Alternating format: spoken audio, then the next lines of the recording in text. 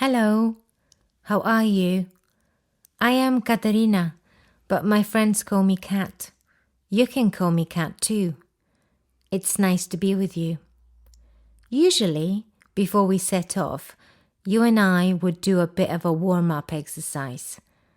A stretch or two, a few start jumps for a minute, just to feel the wind against your skin. Just a little practice, leaving the ground, pushing upwards, returning, landing. A little something to get the blood pumping, to quicken the breath, to shift how you feel your body for these next minutes ahead, to nudge a new attention. Hello, I'm Alistair. I'm here too. A couple of things before we set off. First, I'd give you a passport with a visa. Full permission granted for your journey. And then I'd take your hand. Can you feel it? A gentle hold to guide you? It has to be like this. We can't get any closer. So let's start walking. It was the hot summer of 1999. Every summer in Sofia is hot, but this one was hotter than usual. I remember I weighed about 55 kilos and my black hair was relatively long. In the car with me were my mum in the front seat, my dad who drove the car, and my little brother, who was then 7 and sitting close to me, was holding my hand. The hot air and the gentle breeze were filling the car, my head slightly leaning towards the window, watching the city and saying goodbye. The city where I was raised, the city where I had my first kiss, the city that was my home. In the boot of the car were 2 bags, a big bag full of clothes and a small bag with a few books and my English dictionaries. In the car, on the journey to the airport, we were all silent. No one said a word. No one had a word to say. At the airport, my dad stopped the car right outside the departures gate at the old terminal of Sofia Airport. When my mother first arrived in Britain, her plane stopped in Karachi, Cairo, Basra and Tripoli. Was that a trip? A journey? A voyage? It's hard to imagine a future where people willingly take the slow plane to New York, Sydney, or Dubrovnik. Cruise ships had cornered the romance of travel. Aeroplanes are just for getting you from one place to the next. My legs were slightly shaky, excited by my big journey ahead. With me, I had the most essential things, the things which were now my home. In my big bag, my icon, a 13th century icon of the Virgin Mary and Jesus. A box of art materials, brushes and 2 boxes of Kohinoor pencils. A few paints, 5 or 6 of the most necessary colours. 4 winter jumpers, 2 my grandma made, 1 that my mum had made me many years ago and I could still fit in it, and 1 I had bought, which was actually a bit fashionable. 3 pairs of trousers, a few skirts, and a dress for going out. Lots of t-shirts. Knickers and socks. The knickers, precisely 10 brand new pairs still in their packaging, mostly with images of the Tasmanian devil on them, None of the knickers were on the sexy side. All of them were on the practical side. And the socks, 7 brand new pairs, quite thick, with images of the Flintstones, and a framed family photo.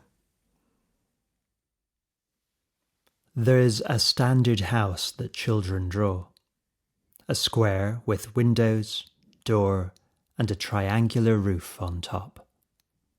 It's a strangely enduring sense of what a house should be. In 1850, a great storm wrecked ships off the coasts of Britain. Roofs were lifted, windows smashed, and something extraordinary was revealed. In the far north, in Orkney, the storm ripped the earth from a mound on the beach, revealing 9 easily recognizable houses, with beds and cupboards and cisterns, all built from stone, more than 4,500 years ago, before the Romans or the Greeks, before the pyramids, before Stonehenge. How that house becomes a home, though. Is it filling it with your possessions? Decorating it? The people you've shared it with? In the foyer of the airport, the Balkan Airlines check-in points were open and a big queue had formed. I joined the queue, my brother still holding my hand and my mum pushing the luggage trolley for me. Big mosaic maps of Europe and the world dominate the space in the foyer. The thought of all those new places filled my heart with excitement. In that moment I had no time to be sad, no space to be homesick. Neither did I realize the things I would miss. After waving goodbye to my dad, holding my mum whose tears formed a puddle on the floor, and my little brother waving optimistically at me, I turned around, and before me I saw passport control, and my knees trembled. The lines on a map trace the histories of a place. Farms and homes become villages and towns. Cities spring up along rivers. Reservoirs are dug, harbours reach out into the sea, and more ancient histories too. The contours of the map reveal the paths of glaciers and the fault lines of the tectonic plates, just as lines of rock map the passage of continents. Before me, I saw passport control, and my knees trembled. The first test of my identity, the first test of my legality. The passport control inspector looked suspiciously at my student visa, asked where I would be staying, and eventually he said, "You can go through now." And so I did. Then there was a hall full of people, and they all looked like they knew where they were going. As for me, I was a hopeful, full of dreams. Sofia. Letiște Sofia Vraždebna. Part of what makes learning languages harder as an adult is that we don't listen.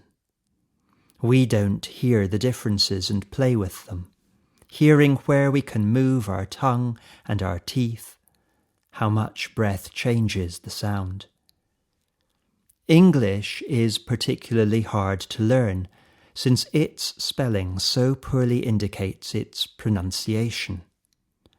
A Roman alphabet approximating the sounds of those Anglo-Saxon words, the Celtic heritage, the myriad words borrowed from the hordes of peoples who have combined to make this nation today. In the distance was my plane, and soon I boarded it. Sat inside, my heart was going so fast.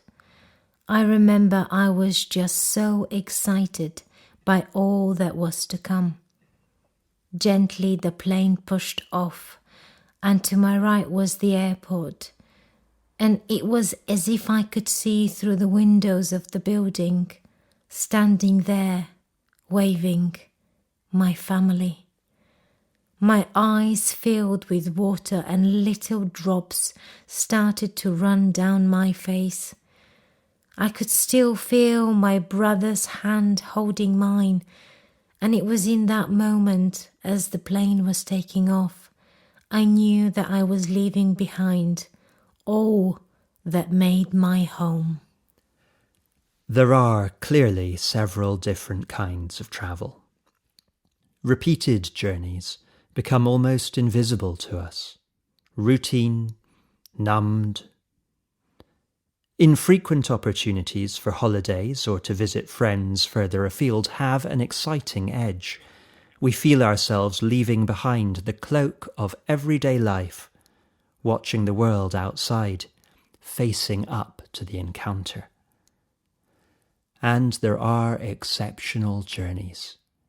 A honeymoon, a funeral, moving house, stepping into a new life. These keep us awake to every signal, interpreting the omens, taking in new landscapes and people and habits, discovering. During the flight, I could not read the complimentary papers. All I could do was think. I thought about this and that, but mostly I daydreamed of the new land. I had an airplane meal, only the second one in my life, and I thought that was so exciting. People around me were ordering wine, but wine at lunchtime was not something my dad would approve. So I went for orange juice after orange juice. 2.5 hours into the flight, the stewardess handed me a landing card. I pulled out my passport and the man next to me looked at it disapprovingly. I filled in the card and then I knew I only had 10-15 minutes before landing. The sentimental view of family as those to whom you're bonded by blood, nurturing and supporting, that's not exactly how sociologists have seen it. Althusser suggested family was a fundamental ideological state apparatus, tied to schools and more anciently to the church, to instill particular forms of thought and behaviour. For Bourdieu, family was a vehicle by which we can acquire cultural capital, attitudes and definitions that our elders offer us, which embody divisions. It's from family that we learn our identity. We learn what isn't like us, what we shouldn't like, what we should oppose, all that is foreign.